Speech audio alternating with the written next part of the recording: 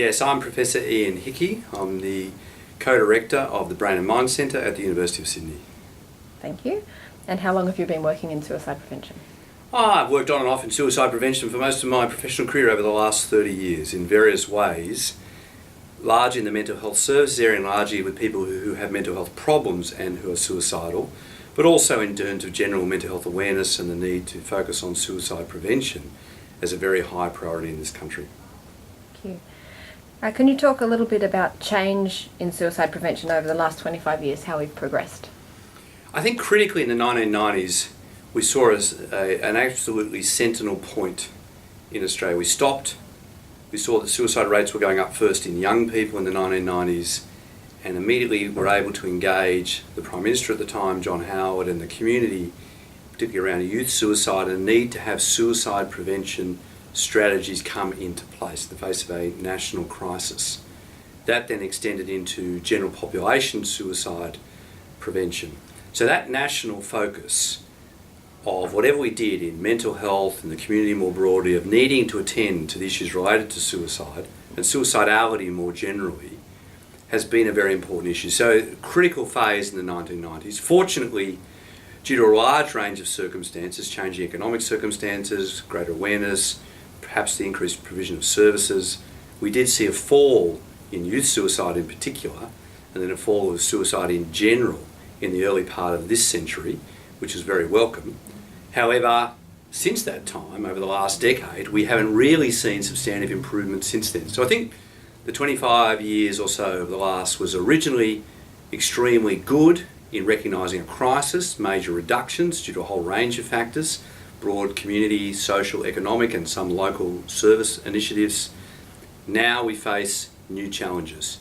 The rate, generally speaking, is still unacceptably high in Australia, but perhaps even more importantly, the variation within communities in Australia is so high that there are many communities that we need to connect with much more directly if we're going to see substantive reduction in suicide rates and in attempted suicides. Could you talk about the challenges we've seen over the last 25 years? You spoke a little bit about them. There are many challenges in the suicide prevention area. Firstly, in a good way, suicide itself is not a common event. Therefore, you're trying to take a whole range of actions to prevent a relatively uncommon event. Suicide attempts, of course, are more common, and the whole range of suicidality is the thing that the community itself responds to. And it's such a devastating thing. Both attempted suicide and completed suicide, death by suicide, are such devastating things within communities, within families, within organisations, within businesses, that they demand certain kinds of responses. And the challenges around that kind of behaviour, therefore, are different to the challenges around preventing cardiovascular death or preventing cancer death. They're very challenging at the personal and at the community level. They're tied up in issues that we don't fully understand as individuals. If you've never been there, if you've never been in that situation, if you've never been close to someone who's in that situation, it's very hard to understand the particular process. So it's not easy at either a public health level, a community level, or at an individual level in a particular issue. So issues of understanding, the challenges of how do we respond in an appropriate way to trying to reduce this type of behaviour without disapproving of the people who in fact are subject to this kind of behaviour or who are likely to take actions in this particular area. It has been challenging. We're very lucky in Australia that the general level of mental health awareness, the general appreciation of these things is very high by world standards. But the challenges around suicidal behaviour itself are still extremely difficult at the individual and family and personal and community levels. So we still have to look at how do we deal with these issues effectively. How do we really put an emphasis on trying to reduce this behaviour without disapproving of the people who are subject to this behaviour or who are actually likely to act on this behaviour as a consequence of other risk factors. What do you see in suicide prevention for the next 25 years? At this stage in Australia, we're at a new phase in suicide prevention. Firstly, not to see Australia as one country with one national suicide rate, which is actually not that helpful.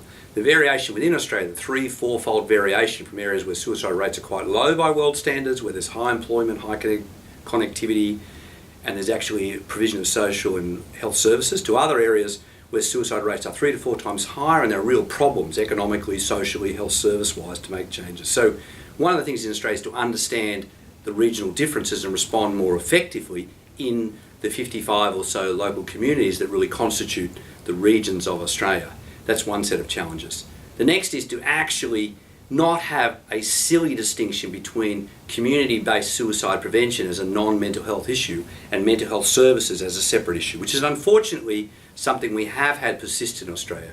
So it's ridiculous to say that suicidality is not associated with mental health problems. It's also ridiculous to say it shouldn't be a priority of mental health services to focus on suicide prevention. But we've had a bit of that. What we need is the combination of community action, social action, health service action together, but applied appropriately in regions and then tracked in regions as other public health issues are. We don't track like we do public infections, like the outbreaks of epidemics. We should be looking at what is happening in real time in communities using data to have real-time responses. What we now have that we did not have 25 years ago or even 15 years ago, and not even 5 years ago to the extent we have it now, is the use of technology. So now we have ways of connecting with people 24/7 who are in trouble, of trying to provide other ways out, of connecting with the social resources, of preventing an action today that may have gone away tomorrow if you'd been able to take an action today and the person would still be alive or would not have attempted suicide if we had been able to make the connection at the right moment.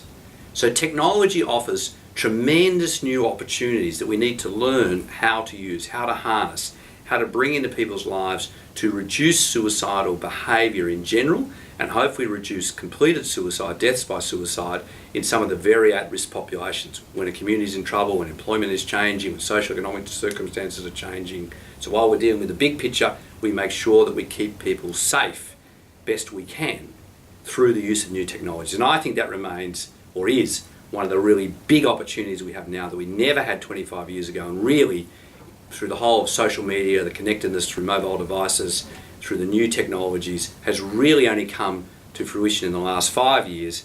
And one of our highest priorities has got to be how do we use that over the next decade to make a whole lot of people safe who were not safe in the previous world. Could you tell us one resounding positive memory you have about working with Suicide Prevention Australia? I think the most important thing about suicide prevention in Australia has been the continuing emphasis at a community level that this is a community issue. Unless the community takes responsibility throughout, you will not get the political, social, community responses that you need. If this is just a health sector issue or a welfare issue or is seen in a narrow way, you won't get what is really required. So I think to the credit of Suicide Prevention Australia, the emphasis has always been on this is a community issue requiring a whole of community response. And I think that remains the central issue in trying to organise suicide prevention in Australia.